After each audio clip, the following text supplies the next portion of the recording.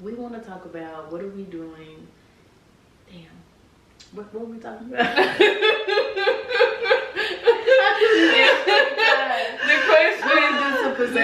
The question is, what are we doing exactly to preserve life in the brown and black community?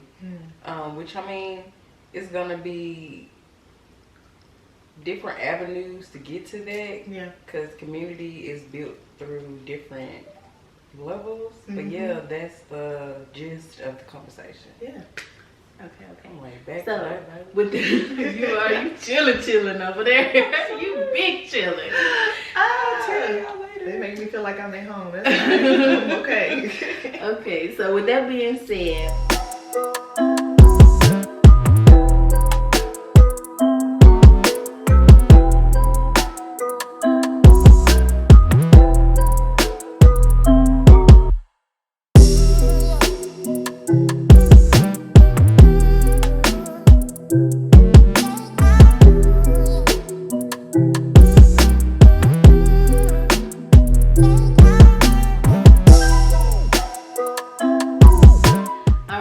so we have a special guest with us today. Guy. Hey, Guy. Hey. Thank you for being here. We really appreciate it. Of course. I'm happy to be here. Yeah. The big thing that's been circulating here lately for the past few years is creating generational wealth. So what can we do to gain financial literacy in order to build a stable foundation and to keep our money, in the black and brown community? Yeah, it's interesting. I mean, I wouldn't consider myself like a financial expert, but I have been on this journey of trying to like prepare myself to create generational wealth for myself, my family, my future children. And I think a lot of times, like, we know the system is set up against us, but we focus so much on the fact that it's set up against us instead of like using that to our advantage. And we haven't taken the time to actually study the system. The way to beat your enemy is to study your enemy. And so a friend and I were talking about that today. We were talking about that today, and he was just like, we just need to really like figure out what are the strategies that they're using against us, and then flip it and make it for ourselves. Right. And so I'm just trying to find, like, we always say like multiple streams of income, and of course we know like that's the key, but it's easier said than done. And I think if we were more willing to share, like, okay, I figured out this little bit, then you figured out this little bit, and we can all take all these little pieces and put them together like a puzzle, and then we can all start to implement those things or whatever works best for our particular lives, then we can start to create more things for ourselves. But then also, once we create that, spending with each other. And that's a whole nother conversation, because I see people on social media always talking about, well, customer service this and that, which is a problem. Yeah, you know that customer service ain't the best. Which is a problem. It definitely can be a problem, but I think that is another thing where you look at things like nepotism, and you have families who are literally like putting their kids or their other family members in place, and they're training them up a certain way so that they run the business a certain way. And most of us are starting this for ourselves for the first time, so we didn't have that background to kind of like teach us what this should look like to be a good, like having good customer service or good business etiquette. So now it's looking like people have to be willing to reflect and take feedback. I think that's something we as a community could do better in general, is be open to feedback, but also like be, honor yourself and honor your vision, but also understand that if we are supporting one another, we have to meet each other in the middle. So that's kind of my gist of that. So let me go back to what you said about studying the enemy in order to beat the enemy. Do you feel as if we need to get more financial lessons from them? Yes and no. Yes and no. I've had this conversation with a few people. Like, I feel as if there's things that we can teach them and vice versa. Absolutely. When it comes to the money, as far as knowing how to get it and how to keep it, they know that. Yes. We know how to get it, keeping it. Not That's so the problem. much. That's the you problem. Know what I'm saying? So yeah, because I'm about to say, like innately, especially Black and brown people, we live in survival mode. So there are a lot of natural hustlers. So we know how to figure out how to get some money. right. But keeping it and knowing how to invest it and circulate it and make it make money for you is a whole nother conversation. Right. Now, do I think we necessarily need to seek them out to learn? Not necessarily. I think you can actually, like, I'm a person, I'm very observant, and I study people, and then I go and look at what they created, and I study their systems, and then I take it and make it applicable to my own life. But everybody doesn't have that skill set, right? So it's like, if I know I can do that, then I feel like it's my responsibility to do that and then share the knowledge with those around me. So I think it's something we can kind of take on ourselves, but a lot of times that requires a level of discipline and work. And I'm not saying that I'm always disciplined at all, because that's I'd probably be a lot further if I was more disciplined. But like, we all have to be intentional about doing that. And that's what I was gonna say too. I was like, for me, I always think the problem lies in when people learn, they don't go back and teach. Because there's people in the Black and brown community that are successful and good at investing and creating that generational wealth, but they don't come back and share. And I feel like that's where the problem lies. And also, I feel like self-education, because like reading books and stuff like that, like that's not something that a lot of people in the Black and brown community do to like educate themselves. Like, I'm not even talking about like going to school and going to college and getting an education. I'm talking about going to buy these books, taking these research classes, these free certifications. It's on LinkedIn. You know what I'm saying? Like, it's so many things, and it's like, I'm one of those people. Don't ask me a question if you can Google it. Now, that doesn't mean I'm not willing to share the information, but a lot of times, like when I was working in a school, I used to teach my students, use your resources, because at the end of the day, I can tell you something, but it's not going to stick unless you do it yourself. Like, I can lead you in the direction, I can tell you, lead you to the water, but I can't make you drink. So I tell people, like, I even am pushing myself to, when I see something on the internet, to not just ask somebody, hey, can you explain that to me? Now, if I do the research and then I still don't understand it, of course I'm going to ask questions. And I think people should be open to having these type of conversations. But I think a lot of it starts with just start somewhere. And I think people are, that's what people are scared to take that first step. And the first step is really just saying, what resources do I have and what is within my control that I can do right now, and then I can build on that and then make connections, and then we can have these discussions, and I can take these classes. And it's just like, again, I think it is our duty to give back to the community. I just don't feel that I should hoard the knowledge, right? But I can't save everybody. And it's not my job to save everybody. So I do what I can do, but I want everybody to be in a position to like empower themselves. And a lot of people have the ability to do that, but they're not taking that first step. And you have to really want it, and you really have to want to break the cycle in order to make that first step. So we got to get it together. We got to. But we're close. We are. We're further than we were. Yeah, so for sure. It's like a Black Renaissance right now. You see the effort. You see people starting their businesses, or if they're not necessarily, they don't want to be an entrepreneur. You see them like learning how to negotiate their salaries. You see them, the trending Black women and Black men in tech, like sharing that knowledge and saying like, this is what you need to do to put yourself in the next tax bracket, or these are the type of questions you should be prepared for. That's the type of community that I'm referring to. The more we do that, we're positioning everybody to win. What's so crazy is going back to the tech, and I mean this has something to do with, well, it does.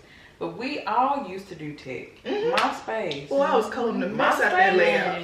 We did it naturally. We used to have stuff falling from the top of the screen. MySpace, baby. That's so crazy. And there are courses now, like, that was also something that was really important for me when I was teaching, is helping my kids know their options, right? Everybody not meant to go to college. That doesn't mean don't, but it's not for everybody. And we don't talk about trade schools, which is dumb to me, because like, what would we do without plumbers? Like, what would we do without cosmetologists? What would we And do? what people don't tell you is that those people make good salaries. They make good salaries. We don't need to tell anybody that clearly. They really do. Electricians. There is so much opportunity becoming an electrician. I'm talking like up to 6 figures. Yeah. I know some people who are electricians and they travel and they just go and do assignments all over the states. And they make it like thousands and thousands and thousands for one assignment. Come back, they're good for a few months. So I'm like, there's so many opportunities that we just need to share these opportunities, and we just gotta like be open-minded enough to say like, yeah, it's not my responsibility to do it, but I can at least present this information. We can have this discourse. Yeah, sure. Yep.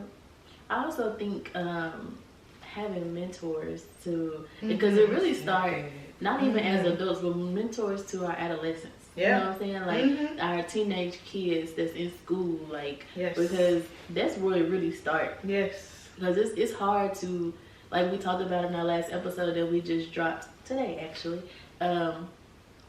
Like, it's hard to unlearn things when you become an adult. Right. So if you have somebody teaching you as a child, you know what I'm saying, those things become embedded in your head, you know, and you don't have to make those same mistakes that your parents made or the people before you made. Absolutely. So, yeah. And so, I was just saying, like, a lot of people also think a mentor has to be like significantly older than you. Like, as an adult, I feel we all should have mentors, but I have people that are like my age or maybe a couple years older that are doing the same things that I want to do, but they've already reached the level I'm trying to reach. Yeah. So help me see where I need to adjust, but also like, how can I benefit you and make it a mutually beneficial relationship?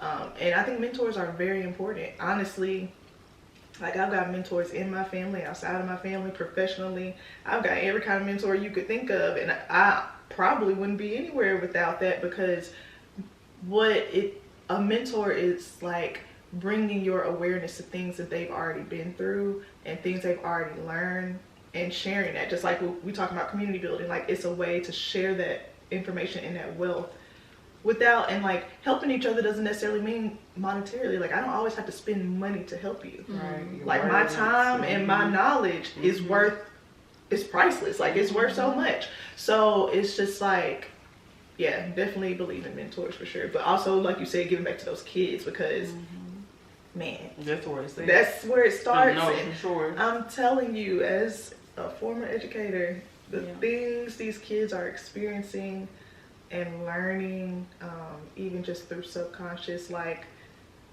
if somebody don't step in, it's just like just a cycle. It's just gonna continue. And so it's not only like teaching them about generational wealth, but like, how do you have social and emotional skills? Like, how do you create coping mechanisms for yourself? How do you learn how to literally just have positive relationships with your peers, with your family members? And all of those things have to be taught. Like, me knowing how to start a business, I had to explicitly be taught certain things, but we tend to forget that, like, you have to teach a kid how to regulate their emotions, how to have relationships and communicate positively. Those things aren't explicitly taught, and I think that's actually where we need to go back and start, for sure. We are having to reteach those things to ourselves as adults. That's what I'm saying. That's where the unlearning comes from. I've had to. And then doing it by yourself, it's really hard. It's not fun. It's not. It's dark. It's not a fun process. I ain't into crying. Yeah, it's the crime for me. And you have to face some ugly things about yourself that you. But it's beautiful on the other side. Yes, it's like a cocoon. It's like, you know, you're a butterfly coming out, but the process is just like, I'm assuming, you know, the caterpillar in the cocoon, tight, uncomfortable. Yeah. It's like pain, it's hurt a little bit. Yeah, but then you break free and it makes sense. Yeah, and you understand it was worth it. But it's a process, and I think we could eliminate a lot of that if we started with our kids. Like, I wish we've always had that saying of it takes a village, but I wish I saw more people going really haven't back. Been doing that. Yeah, going back. And we want to talk about all these kids doing this, that, and the other. These kids ain't the same. well, ain't nobody stepping in. I think everybody's just been in survival mode. Yeah. I keep saying that, honestly and truly. Yeah. Nobody's been really thinking about the next person. Everybody's been, I don't know, like a dog eat dog kind of Yes. world, you know? And honestly, for us to progress, it has to be the opposite.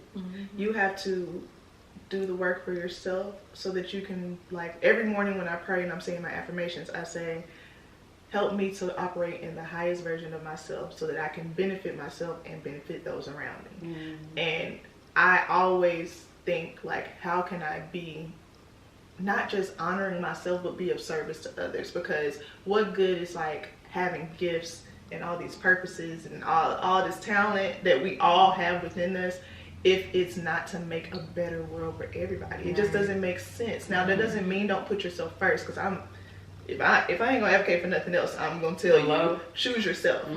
But choosing yourself also comes with a responsibility to others, and I think people forget that part. We want to choose ourselves and then stick to ourselves, and that's not the purpose of, like, life and being in this world and community. So yeah, we got some, you know, we making strides. We're definitely making strides. But let me go back to the mentor part. So how do you feel is the best way to ask someone to be your mentor? Because I'm an adult now, but I just tweeted this probably like a few months ago, but I need a mentor. I don't know how to ask anybody to be a mentor. You know, for me, I had the same issue. I was like, I mean, where am I supposed to find said mentor? And what I just did was started looking up, like, organizations or, like, people that I see on social media or in the community making the same type of efforts that I want to. And then I would just start attending, like, if they had events, and making conversation. Just introducing myself. Hey, I really enjoyed this.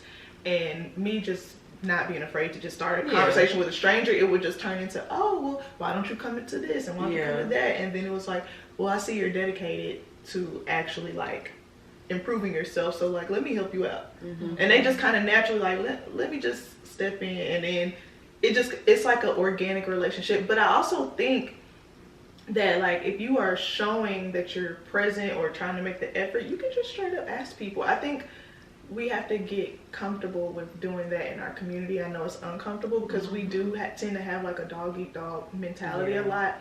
But I've had somebody come up to me, like a younger woman, and she was like, will you be my mentor? And I was, like, taken aback because I was like, me? You think I know enough to be? But I understood that there were experiences that I could share some knowledge on to her. And if she trusted me enough to ask me that, then I'm like, yeah, let's make it a regular thing. Let's put a standing appointment, or let's check in weekly and set goals. Like, it doesn't always necessarily mean that they know more than you, but, like, I know in my situation, it was not necessarily that I knew more, but my structure was what she needed. Gotcha. So she was just like, can you help me structure it? Like, I just don't know how to get in the flow and the groove.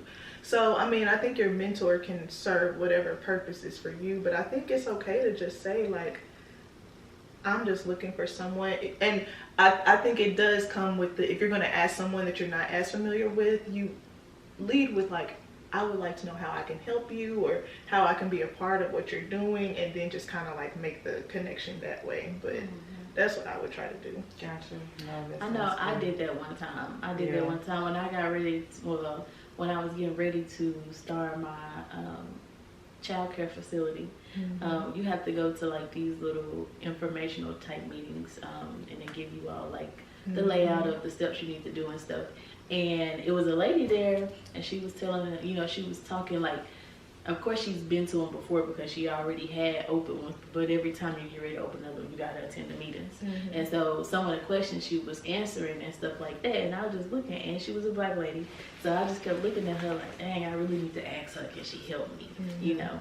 And after the meeting, you know, I kind of walked over to her, and I was nervous, as you know, I got this whole social anxiety thing, but I straight up asked her, I was like, hey, do you think you'll be able to mentor me and, like, help me? Because she had connections to people in architect and construction workers and stuff like that. And so I was like, I'm gonna need that information. And she was telling me how she worked with all black people and stuff, and I was like, yeah, I need that. But the pandemic happened, and you know how that go. But yeah, but going back to when you said a young lady came to you and asked you to be her mentor, and you was like taken aback. I feel like that's another problem where Black and brown people don't feel like they deserve to take up the space that they're in. Absolutely. Imposter syndrome is a thing. Yeah. You know? And I'm a person, like, I know I've accomplished things, but I'm also like my own worst critic. I'm not where I want to be yet. Even though I'm in a great place and like I'm very happy where I am now, but I'm always striving for what's next. And sometimes I have to remind myself to enjoy the moment and remain present. But because of that, I'm like, well, I don't even have the notoriety yet. Or I don't have, you know, that $1 million status that I want yet. So I'm like, do I have enough to impart into somebody? But like I said earlier, sometimes it's not always about those like grand goals. Sometimes people are in a position where they just need help starting. And they need accountability, and they need someone that's going to keep it real with them.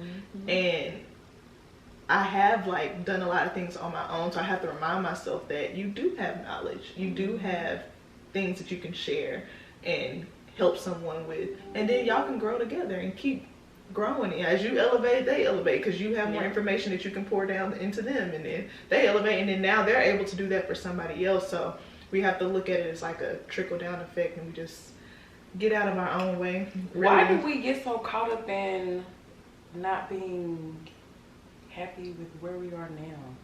Like, I hate that for us. Yeah. And that has honestly been a really big push for myself in 2022, is to like really be present. And I think it has a lot to do with, we've been in survival mode, right? And so the more we start to obtain the things that we didn't think we were going to be able to attain, we're just like, I don't want to lose this momentum. And I think it's honestly like a lack mindset to a certain degree, because we feel like we're going to lose or we're going to get behind, and we don't want to go back to the way we were. So we got to keep striving for more when we haven't even like just expressed gratitude for where we are. And that's been my biggest thing, is every day waking up and just being grateful for the progress that I've made, because honestly, you attract more progress when you have gratitude for what you've already done. And so I think we just have to, like I said, get out of our own heads about it. You know, going through the unlearning process is uncomfortable. And when you've gone through that and you've acknowledged like the not so positive things, and you're finally like handling things in a positive way, my biggest fear is reverting back. And so I'm always in my head about not going back to what I did. But like I said, I forget to honor myself and understand that, okay, you may not be handling stuff perfectly, but you definitely handled it 5 times better than you did the last time. Just the fact that you can acknowledge that you're handling it different. Yes. So you change. Exactly. And I tell people, like, healing is not linear. It's cyclical. It does not mean that you won't experience those challenges again. It doesn't mean that you won't experience the same situations again. But it's about, what are you doing differently this time? And I think that's why we always in our head, because we think that we hit one point and then we're like, oh, I ain't never gonna deal with that again. So then we like, I just gotta keep going. But it's like, no, take a minute to pause and reflect on what you have done, and give yourself grace. Oh, yes. Give yourself grace, because you're still a human at the end of the day. You are not a robot. Oh, I said that. You are not a robot. We are not. Yeah. And I think we act like we're supposed to be. No, for real. Like, I be thinking about it, like, we really do like routine things, but we just be going. Yeah. And but I think for me, it's because I don't want to get too comfortable. Like, I don't want to stop. And like you said, you said, you want to keep that momentum. So it's like once you reach a certain like goal or something, and then you just like, okay, what's next? Because I don't want to get comfortable. Like, I don't want this to be the end for me. Like, this is it. Right. Like, I don't want it. So and I feel like that's balance. Yeah. You just have to find that balance, because I tell myself I can keep my momentum by doing at least 1 to 2 steps every single day towards my goals, even if they're small, right? So say today is one of those days where I'm like, I'm exhausted. My body is telling me to rest. My body is like, nah. I have gotten to the point to where even if I got a list of things I need to do, my body tells me no, I'm saying no. But that also sets me up for like the next day, because then I can come back with a clear mind and a rested body, and I'm like, I can get 4 things done Yeah. today. And I think we are just so used to being overly productive. Our society just has to be doing something. Man. When, in all honesty, like, rest is also being productive. And I think we forget that too. Because you can't pour from an empty cup. I'll still, honey, I'll say I'm resting and I'll still be doing something. And that's small. what I'm saying. It's not resting, girl. Sit your butt down. I don't know how to rest. And you know, I really don't. you might not have to, some people have to work their way up to resting. Yeah. Because I'm telling you, I'm one of them people, if I feel like my day needs rest, I'm from sun up to sundown, I ain't doing nothing but the stuff that I enjoy. But I did have to work up to that. So I would say, like, okay, then rest the first 4 hours of the day. Go do an activity you like. And then come back refreshed and do some work. If you feel like you can't just do the whole day, maybe your schedule don't allow it, that's cool. But give yourself at least a window so you can honor what your body is telling you. Because our bodies give us signals for everything, health-wise too. So it's like, I think we ignore a lot of that. Like, you got headaches because your blood pressure probably high. You stressing, you stressed out. You dehydrated. Like, rest. That's me though. I'm guilty of that because if I'm chilling all day and ain't doing nothing, I feel like I'm just not being productive. Yeah. I feel like, dang, I just wasted my whole day just chilling. But technically, I'm just resting. I'm always thinking about like what I could be doing while I'm laying. So you're not really, because your mind is busy. Which is why I feel like people need more hobbies. Because maybe you don't want to just sit there all day, but maybe resting could look like, if you like to cook, just spending some time in the kitchen, or if you like to hike, or if you like to paint, or if you want to do yoga. That's what I was just talking about. I still find something to do. But if it's honoring, like, allowing you, if it's an outlet, like whatever that looks like for you, if it's an outlet, that still could be a form of rest, because we just feel like we gotta work. I feel like Rihanna, but just working all the time. And I'm like, no. You're gonna burn out. And I don't remember what the statistic was. I wish I had it in front of me, but they were like, a couple months of burnout takes like years to recover from. It was something like, it was an outrageous, I wish I could find it. That's probably not exactly right, but it was a gap like that. And I'm like, wow, I spent the last 2 years at a job that burnt me out. I believe it. How am I won't be fully recovered for another 3 years. And that's crazy to me, and we don't even realize we're constantly doing that cycle. So it's interesting that how does the body even keep going? Yeah, for sure. I was telling myself this earlier. Excuse my language. I said, this mother gonna give out. We got to take care of them. These bodies gonna give out. It's like a car. Seriously. You don't get an oil change, you don't change your tires, and they ain't gonna give out on you. Somebody gonna give out, baby. Better take care of it. So when it comes to communities, because I don't know if y'all seen, but there was a article circulating a while back about these wealthy black people in Atlanta, like buying property and building a community. Yeah. Do y'all think all black and brown community will be successful, or do you think we need diversity?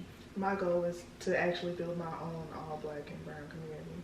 That's been a goal of mine for a while, to be able to buy some land and then to be able to offer it to friends, families, people that I've networked with, that we just, and like what I would love to see is us like all live on the same land. We have a community garden. We do a homeschool co-op where we really teach the kids what they actually need. It's not that I'm against diverse communities at all. I do see a benefit in that at times. I think there's a time and a place for that. However, you know, when you see Jewish communities or Chinatown or things like that, and they're literally circulating their own dollars within their own communities, nobody looks at it crazy. They look at it as a way to sustain their people. But when we talk about it, why y'all trying to exclude yourselves? It's like a problem. And we already see society, and all of the systems in our society are not set up for us. Why not build onto one another and support one another so that we can go back out into society and thrive instead of just survive? That's just my outlook on it. I would love to see that, and I would love to be a part of it. I would love to start it. I hope to get land to be able to do that for people. So what's crazy is we do have black and brown communities, but it's all poverty. That's the crazy part. Like when you see the black and brown community is referred to, oh, this the hood. Yeah. You know, and I hate that. I hate that so I hate that much. because I love the hood. I don't think No, it started seriously. off looking like that though. And, Yeah. you know, like the hood wasn't always poverty. I don't feel like I don't know. Like I don't feel like it looked always. Well, we see gentrification. I was about to say, you know, gentrification is a part of that too. Yeah. The historic black neighborhoods are always going to be run down if you run the property value up. Yeah. And people can't keep up with it. Let me go back to the question about the diverse community or black and brown community. So you said that you want to start your own community. I was just telling Jakia this a couple of weeks ago that I know like I'm supposed to start and build my own. Like I know for a fact that's what I'm supposed to do. Like, and it's funny because y'all had the same vision, like how you were saying, like the school, Yes. the grocery I was store, like, the you farm. were talking about the trade school earlier. Like, I wanted to have a trade school, like, and a regular school. I want options to be there. People love options. Yes. So, girl, Yes, and it's like gonna happen. working in education and knowing the injustices like that are put upon our kids, especially working in a school system where, like my school that I worked at for the longest was 90% black. There was a small Hispanic population, and the rest were like kids whose families migrated. They're immigrants from other countries, and they were escaping whether it be war or all types of things. And just seeing how the education doesn't support the way we learn, the way our experiences are, but on top of that, it doesn't take into account, like I said, all those other things that we talked about earlier, social and emotional, you know, community building, relationship building, all of that, that we don't, those were things that I had to build into my curriculum.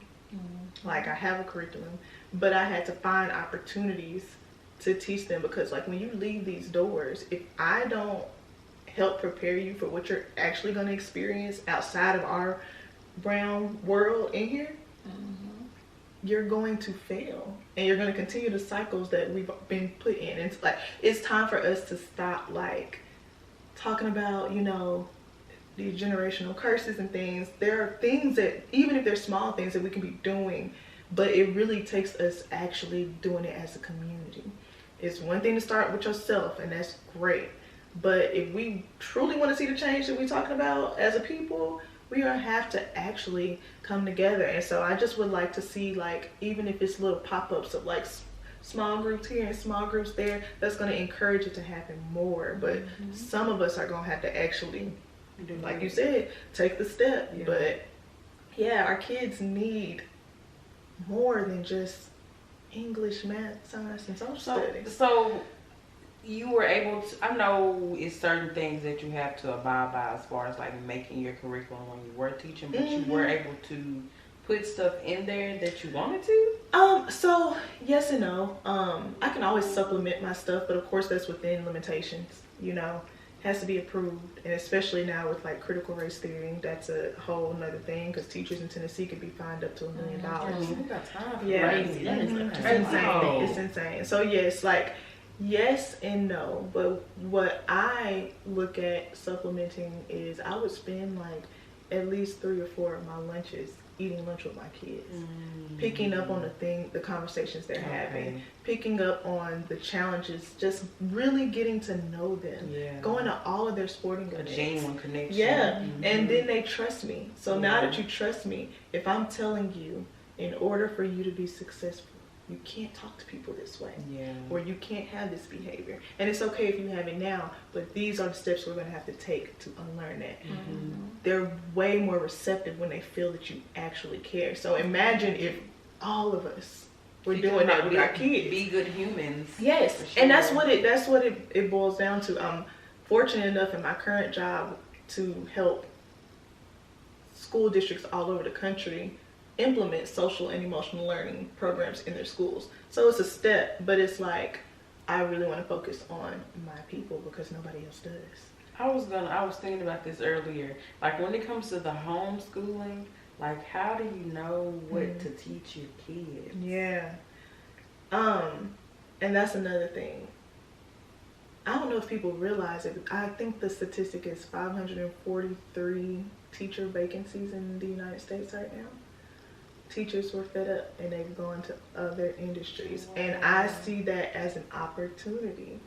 You have people who have the credentials, so parents ain't got to do that. If we pool our money and come together and start these homeschool co-ops, one, it doesn't have to have that stigma of homeschool kids that when we were growing up, they weird, they ain't got no friends, they don't play no sports. It doesn't have to have that stigma. There are homeschool co-ops that get to play sports against regular schools and stuff. But it's about having those educators who already know these things, having them come together, community like influencers and investors pulling their money together and creating an environment where now you can pull these educators who no longer have a job or they wanted to teach but they weren't being supported by the politics of education, and we can create these schools. Well, this is the thing. How because I'm going to say you need to do it because you are talking on it, but this is what I'm going to say. How would you be able to gain the trust of the people who are no longer teaching anymore? You know what I'm saying? Like, I think it's the way I look at it as like if I were to start it myself, if I didn't learn anything else from when I was like serving as an administrator, is the experts are the teachers. I'm not the expert. Like, granted, I have the experience, but I am not in the classroom anymore with those kids every single day. So my goal is every decision that is being made for the school has to have a teacher voice and has to have student voice. Nothing should be decided. Like, I have always been against us making all these decisions that influence teachers and influence students without consulting the teachers and the students. That's dumb. And as a teacher, I would be mad. I'm like, if you would have just asked me, I would have told you that wasn't going to work. But now you got me like doing something I know is not going to work because you're not in this classroom all day. And I got to do it just because I got to keep my job. But now I'm wasting valuable instructional time because I'm doing something stupid. That's like when companies be changing stuff and they don't even know what the little people do. You're not on, it's like at a factory, you're not online. You don't even know how to line work. Exactly. But you making decisions for what the people, like if you there, then maybe and that's my perspective. If I'm there on the front line with you, you're going to trust me because I'm not making any decision that's not informed of what's going on. Right. So like, I was cool with going in the classroom if the teacher was out. Because one, I love being around kids anyway, but two, that gives me another perspective of what my teachers are going through. So then when I'm coaching them, I can actually give sound advice. And so I think gaining the trust of teachers is allowing them to have a voice. Most teachers don't have a voice. I always thought that was the craziest things is, first of all, why aren't the teachers creating the curriculum? Like, why aren't they creating the rules and regulations of the school? Like, you got people like the Board of Education and they making all these rules and stuff like that. Why? I started to think always be a that teacher committee. The teachers love the kids so much that they didn't want to lose their job, so they just did. No, I just did what they had to. Now, y'all know I can be a little radical, so I did shake things up a little bit. And I love that. I've definitely left a mark before I left.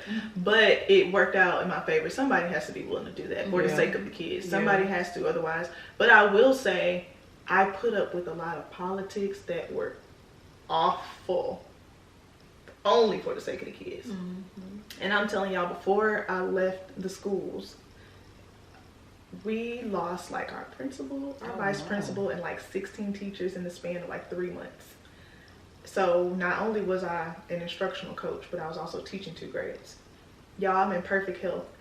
Blood pressure was high and my hair was falling out. Oh wow. Your hair was falling out. My hair was falling out. That's what I'm saying. It was just shedding. It was just shedding. It was because of the stress level. Like I would get, it got to the point to where I was even depressed for a minute.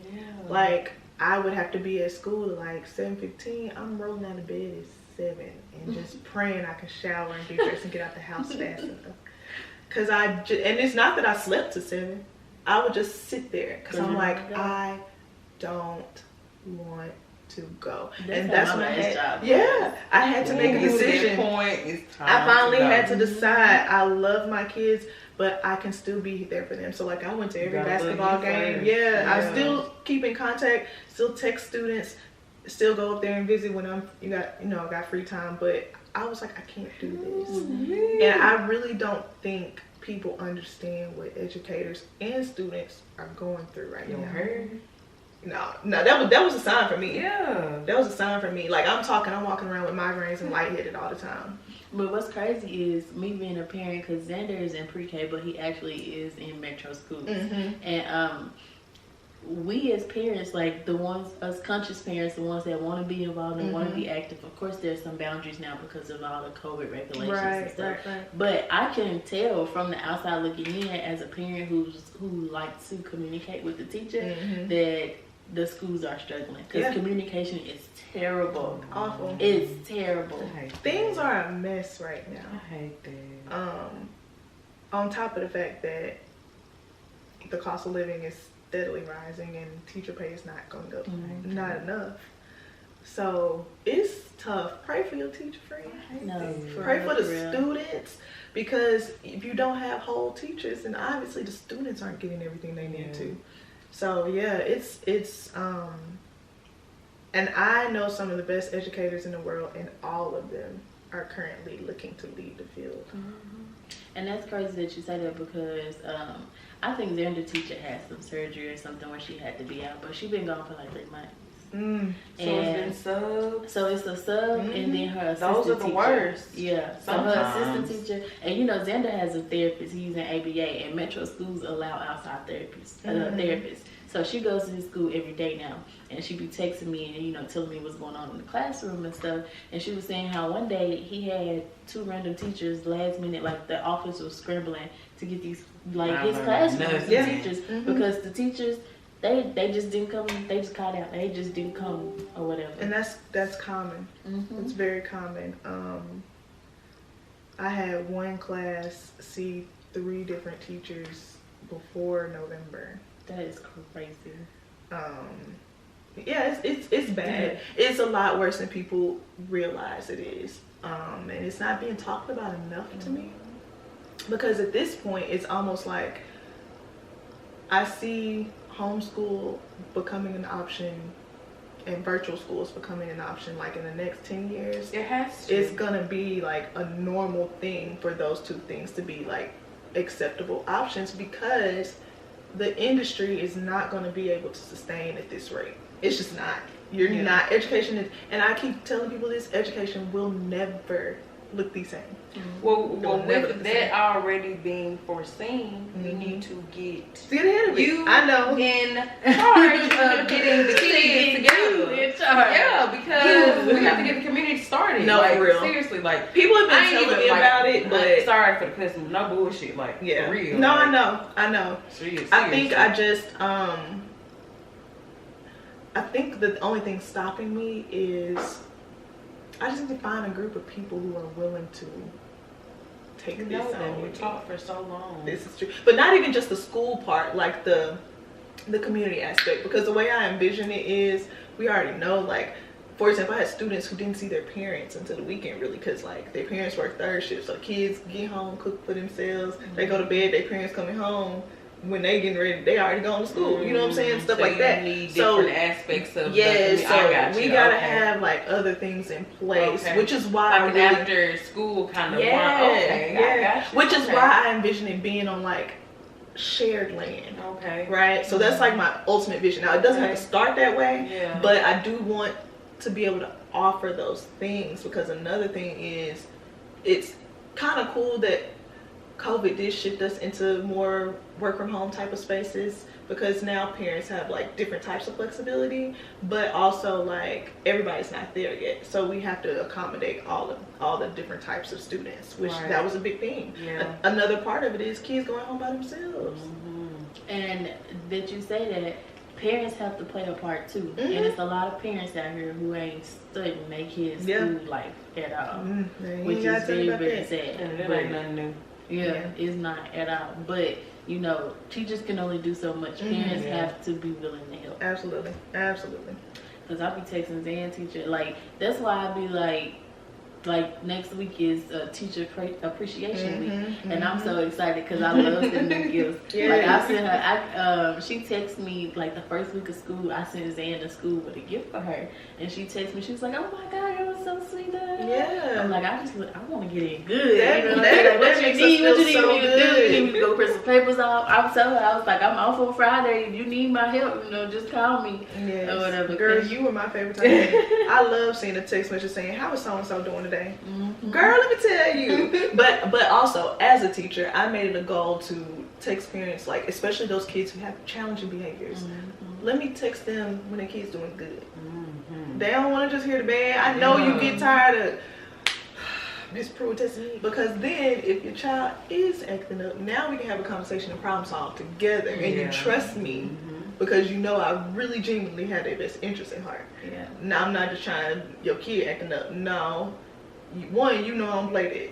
And two, you know I'm always going to do what's best for your kid. So I want you to know the good and the bad, because I hate when teachers only focus on the negative that a kid does. Why do You teachers do that? you missing all of the good things that you actually could be focusing on to turn the behavior around. Well, I don't think well, I don't know.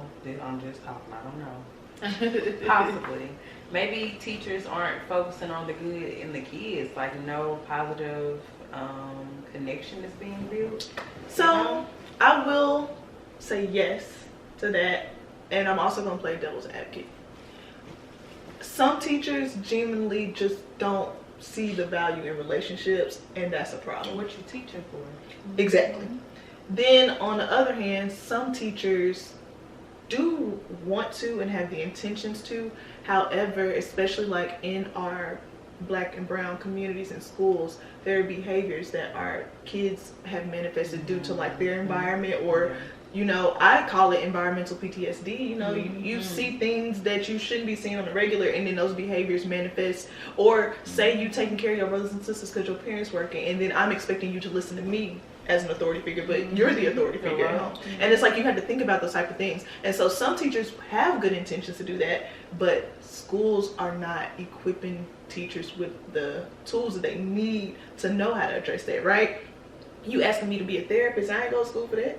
I went to school, and like you thinking about teacher prep programs, I was lucky and fortunate enough to have a teacher prep program that focused on the whole child. So we talked academics, we talked social and emotional, we talked all of that.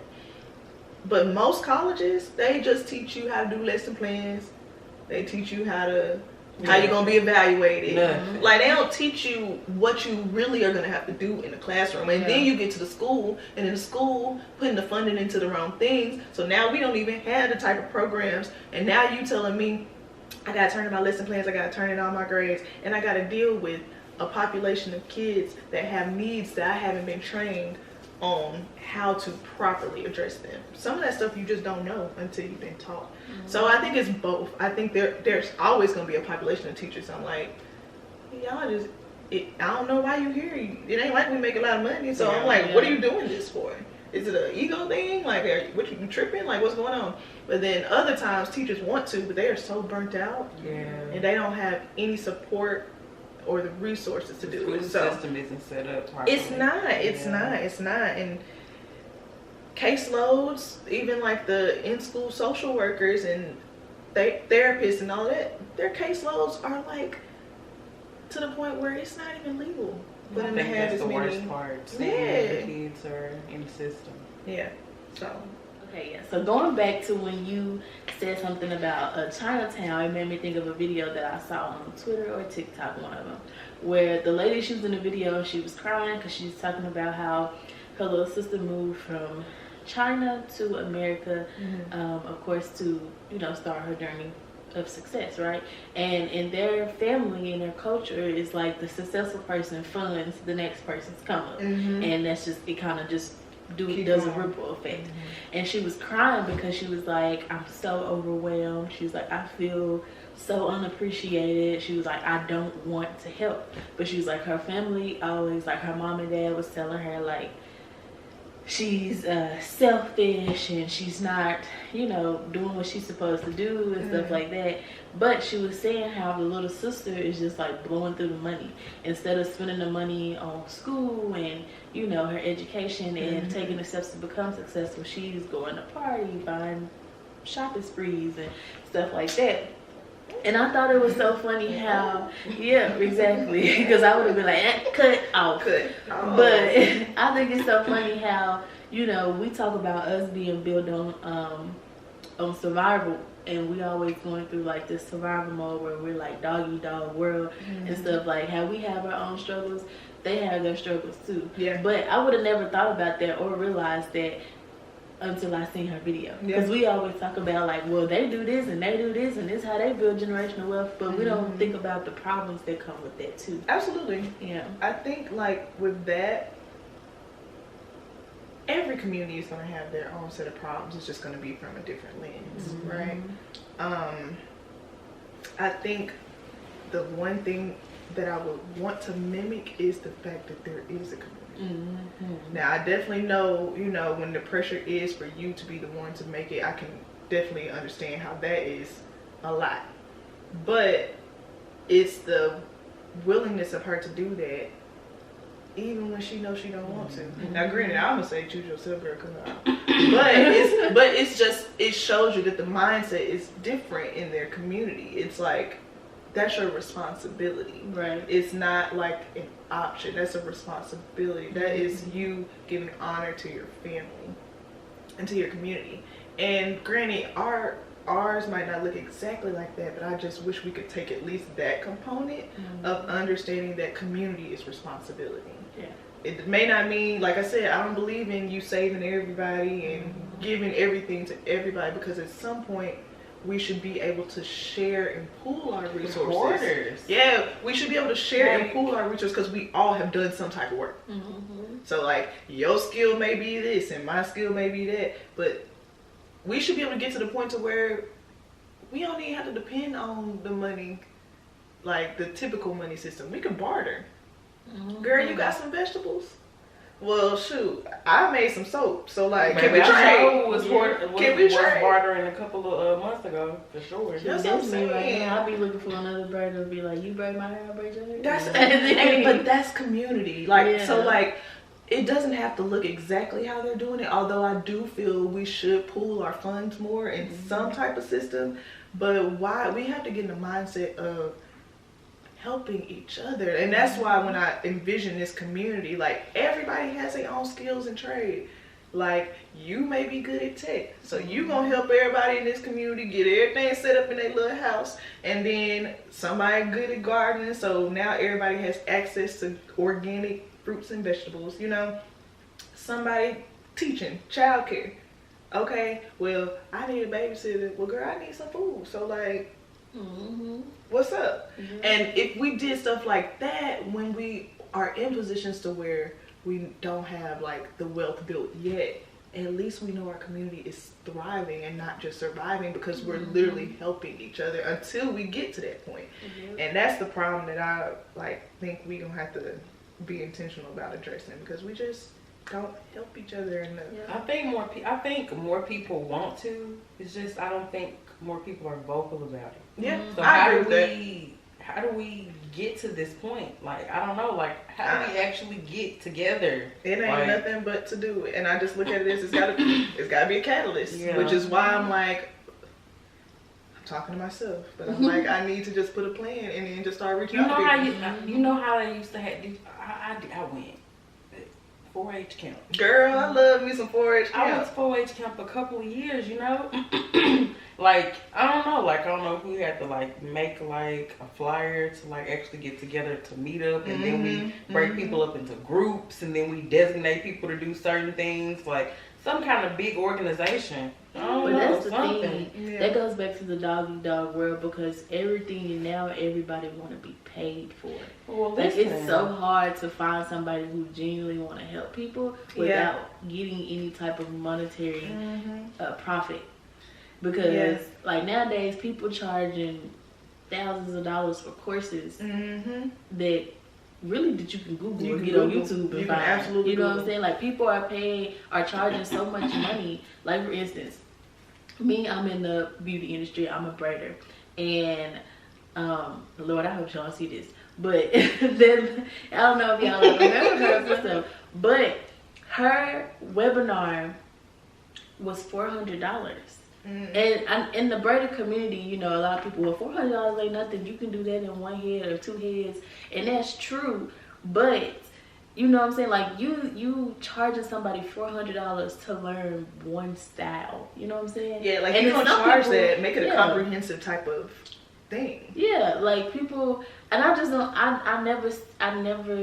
I don't know. I guess I mean, everybody gotta make that money. I get it, but I just don't see the point in charging people to teach them how to do stuff like that. You know what I'm saying? Like that's not a fundamental skill. That's just a style. You know what I'm saying? Like it's like No, I you know feel what I'm saying? that. Like I probably could learn to do it on my own if I just practice. Yeah, You know what I'm saying? Watch it Like, do it one time, you good. like yeah, and it's just like I never understood that. But that's what I mean by like it's like everybody want $1. Like everybody want to make some money off of something, Right. and I just don't understand that sometimes. And it's weird because I definitely am in support of people getting paid for their time, especially if they've worked really hard at something.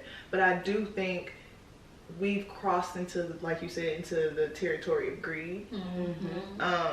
Because if we want everyone to win, and if we keep talking about circulating the black dollar, but you already know black people ain't got the dollar in the first place, and yet they trying to get the dollar, but you charging $2,000 for a course. Now, if you're gonna charge, if you're gonna charge $2,000 for a course, you know somebody's probably spending their last to do that. So at least make it be the type of information that could literally change their life. Gotta be. You know what I'm saying? Like, Exactly. give them that. I ain't saying give away all your secrets, but give away one or two things that they wouldn't be able to find on their own that could literally shift their entire career. This is my next thing. How do you know what your value is? Yes. And so that's funny. That's been a hard thing for me since I've started business. What is my value? Well, I look at some ahead. things I feel don't even have a price, and I don't even want to be too pricey because the money isn't the reason. Yes. You know, but then again, it's like, honey, I got You gotta make it. You gotta pay your bills. You gotta pay your bills. You gotta live. You want to enjoy life. I think everyone has to go through a process of determining their purpose, right? And the more you can like fine tune what your purpose is for the community, for the greater good, then you can differentiate between this is information I just need to share because I know it's going to elevate my people, and this is a skill that I have spent time, effort, and money in developing, and I can't give it away for free because then it takes away my value. So Okay. I definitely That makes feel sense. like people have every right to put a $ on, like, for example, I can use my mom because y'all know my mom has her cake mix. Yes, ma'am. Yeah, Shout her out cake to mix her. business. And it is a tedious process to, one, find manufacturers, right, that can actually make you a quality product that is what you want to be. But then two, to manage to get your product on store shelves. She spent like years working on that. So a masterclass like hers is worth $2,000 because she spent well over that just trying to find all the stuff. You know what I'm saying? In that instance, that is her time, effort, money, and she's giving you connections that you would have had to research to find. But then you look at her marketing on her Instagram, and she's giving free game all the time on her reels of just things that you can do every day to elevate your business and steps she took, and like, these are the things that you should be thinking of. So I think there's a way to do both. Some information, like, people will DM me about stuff I talk about on social media, and I'm not about to like, hey, book a time on my calendar link. Like, no, because this is just information that somebody probably shared it with me.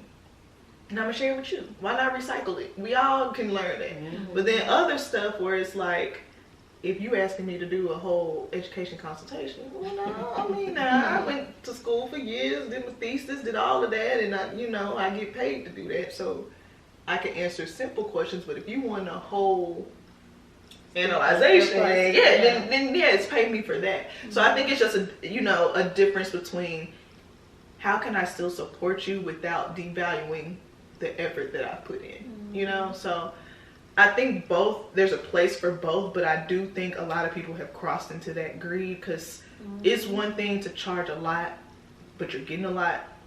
These people just out here charging a lot for something I literally could take an hour or two. That's what I was getting to, because you said your mom, like she do all this research, and if she did a course on like a step-by-step process on how to go from A to Z mm-hmm. with this. And get yourself on shit. Yeah, she ain't it ain't no course for $2,000. Like, I'm gonna teach you how to bake a moist cake. Yeah, you know what I'm saying? Like that's what I was getting at with that. And I totally agree. I totally agree. Because that's what she does, her reels. You want to learn how to make a cake because you want to do something nice for your family? I'm going to show you in a little video how to do it. Yeah. But you want me to teach you how to literally turn your small product into a product that's in a national chain? Mm-hmm. Girl, do you know how much work she had to do that? Exactly. Yeah, you're going to pay for that. Yeah. Exactly. Because either you're going to pay for it or you're going to spend another year doing it yourself. Mm-hmm. Why not just pay the money and get it? So I think it's just about... people are just putting a dollar sign on stuff, and like you said, they haven't even determined their own value. Yeah. Now, granted, I'm never gonna knock the hustle. Okay. Yeah, if you can convince people to do that, but I tell people all the time, they'll be like, "Can I take this course or take that course?" And I'm like, "No," because I can literally look that up myself. Mm-hmm. Now, if you're gonna give me some information that I can't Google, or it's gonna take me a long time to Google it. Mm-hmm. Yeah, I believe in paying people for their time and effort, but because I bought some courses and some ebooks and all that stuff, and it's just but yeah, like I've took courses and wasted my money on ebooks, like even working with graphic designers and stuff like that. Mm-hmm. And I ain't never gonna let I ain't gonna let it. Don't get me started. Don't get me started. She's serious about that. Yeah, but you struck a chord with them. No, she struck on. No, for real, because like people they give you information that you can find on the internet. They do. And it pisses me off because I just spent my hard-earned money and you bullshitted me. Like, that makes me upset. I hate that. And I hate that. And it gave me PTSD. Like, now I be trying to do everything on my own because I be like, if I waste my money on this. No, I feel that. Especially as an entrepreneur, like, every dollar counts. Exactly. But I think people monopolize off the opportunity that people don't want to research. Yeah. You see on Twitter every day somebody be talking about something like, what y'all talking about? When literally you can either go to the trending topics, you can Google it, it's gonna pop up. And it's not saying, but I apply that same mindset to like people say I want to be a business owner. First of all, everybody ain't meant to be a business owner. Let me tell you, I just finished 1 year in February. That was the hardest year of my life. Yeah. And I'm still learning. Yeah. And I'm just not getting to the point to where I'm making money for real. Yeah. And I'm like, it's not easy. Yeah. And I mean, I just believe in a society that people gotta understand. Everybody's not meant to be an entrepreneur. If everybody an entrepreneur, now you ain't got no workers. Now you can't raise. Somebody gotta work. And it's nothing wrong with that being your role. Exactly. It's just, if I'm gonna have workers, I'm gonna treat them equitably and respectfully. But like, that's a whole nother conversation. But it's also like, stop telling everybody to start their own business. Then y'all mad at this customer service. Everybody don't need a business. Exactly. In 2020, everybody came out with business and horrible customer service. Honey. I tell you. And that's another thing. Like, everybody want to do an e-course. Do an e-course on customer service. Yeah, no, for real. That's what we need to be paying for. Seriously, because I pride myself in it. That's important to me. I don't ever want anybody to feel like, even if the mistake is not my fault, I am going to do whatever I can to accommodate you within reason. Now, granted, I ain't just about to be throwing free products out there that you cost me money. But I am going to do everything I can to be kind and accommodate you within reason. I It's not even about. It's not even about that the person is spending money with you. I just feel like it's about being a good person. You know what I'm saying? Like it costs nothing to be nice to people. Yeah, that's how I always feel. And then especially when it's your own business, that's your name. Like, why wouldn't you want to put your best foot forward and present like everything? I don't know, and be nice. That's how I feel. But see, here's the thing. It is because y'all know the industry down me has such a horrible stigma when it comes to customers. Y'all ain't washing no heads, no more. We watching heads, with your hair braided. Attitudes, like it's just so much. But because me and my other friend, we had this discussion a lot. Because sometimes when I have a situation, which nobody even knows that I have trouble behind closed doors, because I'm not one of those people who voice, you know, the things that happen to me. One day I will tell my story though, because people crazy. But you know, like from my point of view, I do be trying to explain to her sometimes like how I do understand when some stylists be snapping on people. Yeah. Because like for instance, one thing that can get a little irritating is, you know, America, reading is fundamental and people don't be reading. Don't read. So like people can like ask you the same questions. Like you can get 1 million DMs of the same question every day that's like right there in people's face, but they just don't read. Like they don't try to do that, and that can be irritating. Not saying that's a reason, because that comes with customer service, but like after a long day you got people down your throat, and then sometimes customers will approach you like you've already done something wrong to them. Yeah, they already set up, so they just come at you crazy.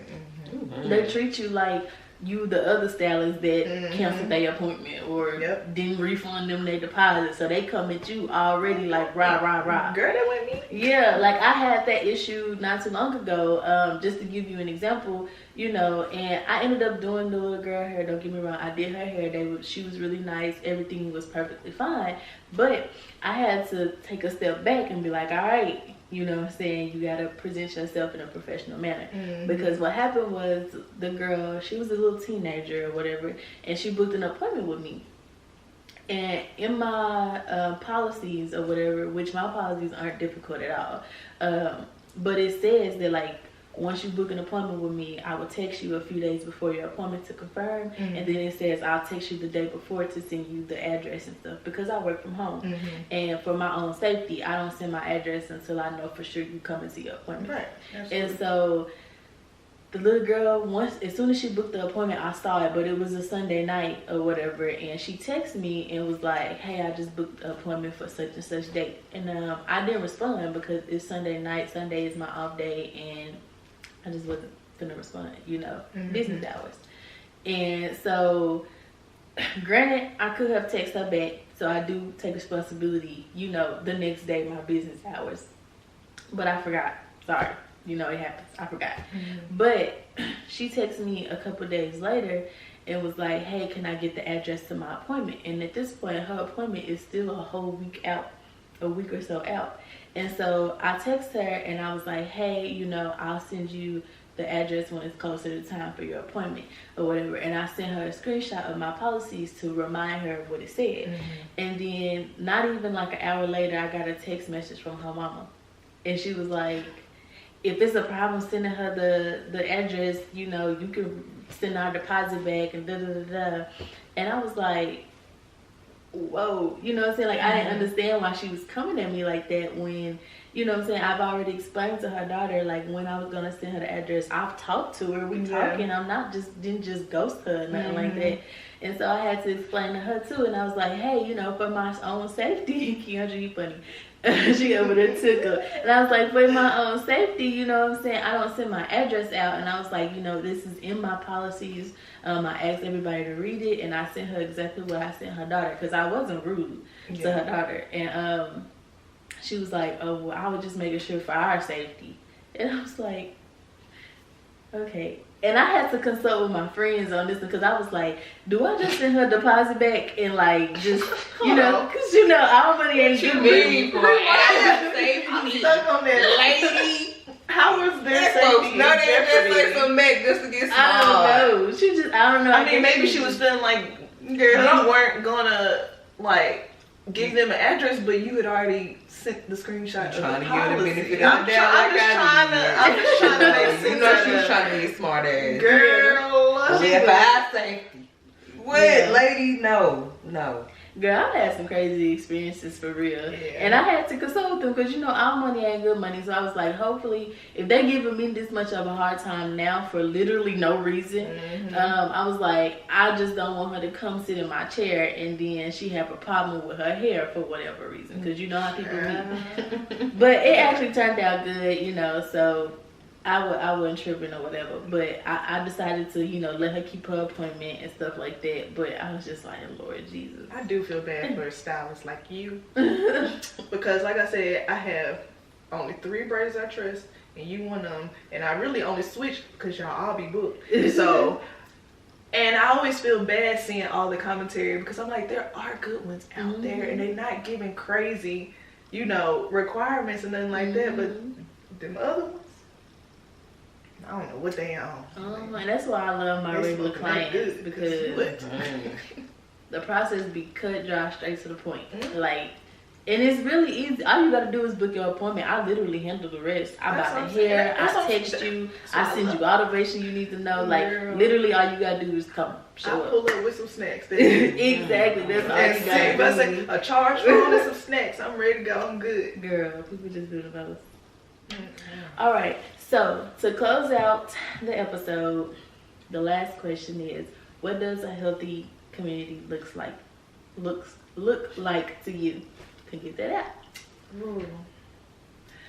A healthy community looks like everyone genuinely operating on the frequency of love, and having grace and compassion and acceptance for differences.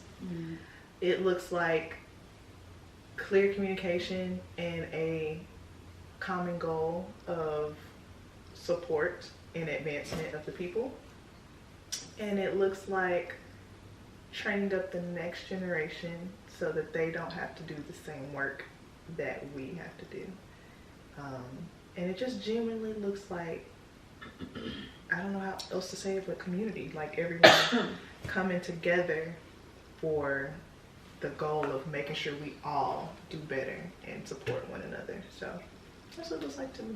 What you think, Keandra? I'm add keeping everything that she said. A healthy community to me also looks like continuous growth.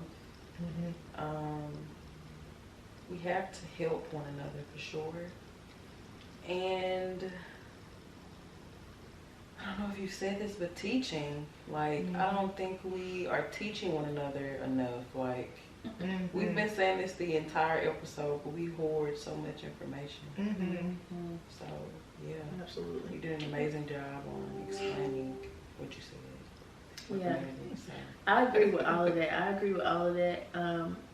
I say this all the time. My biggest thing is, like I said, passing down knowledge and getting back into our communities. And I'm preaching to myself when I say this too, because I sit on ideas and things, and like I said earlier, not feeling like I deserve to take up that space. But I sit on these ideas of wanting to create something to get back into our communities and go inside our schools and hold seminars and stuff that's teaching them the things that they don't learn in school. Like you was talking about, like social communication and even finances, because in Jackson, you know what I'm saying, we need to have like finance classes and stuff in Jackson. They just wanted us to struggle. Man, that school system taught us. The school system in general. Like, taught us how to raise babies. How you know what we They need said to y'all need to be broke anyway, so y'all need no that. Yeah, so I definitely think it's, passing down the knowledge and getting back into our communities and being mentors to our teenagers, especially our teenagers. Yes. And just showing them that, like, we may not be the wealthiest right now, but, just showing them that, like, you can be somebody. Are we the elders? Are we the elders? Girl, we the aunties. We the aunties. We ain't quite, but I got some kids that they not even kids, but they like early 20s. They call me aunties. I've accepted it. New to me. I've accepted it. I'm like, you know what? New. I'm the fun drunk auntie at the barbecue. And I'm gonna teach you some stuff too. Yeah, Keandra, I know we was aunties when we couldn't get that TikTok dance No, together. I realized that. I ain't, Y'all, hold on, I love I'm a TikTok. savage. I ain't know, I'm still stuck on that one, so I knew. I said, do dances. baby. And I feel like I so- can dance. I thought, but that stuff got me like TikTok dance discombobulated. I on can Yeah, never. baby, I don't got the TikTok, y'all won. Mm-hmm. I'm gonna stick to my little jokes on there. That's all I can do. Yeah, do your little skit or something. Right, that's what I said. That's all I can do. No, seriously. But Kai, we do thank you for Yes, ma'am. joining us This is today. amazing. Yes, Conversation thank you for was having me. amazing. Yes. And I learned a lot. And I hope they learned a lot too.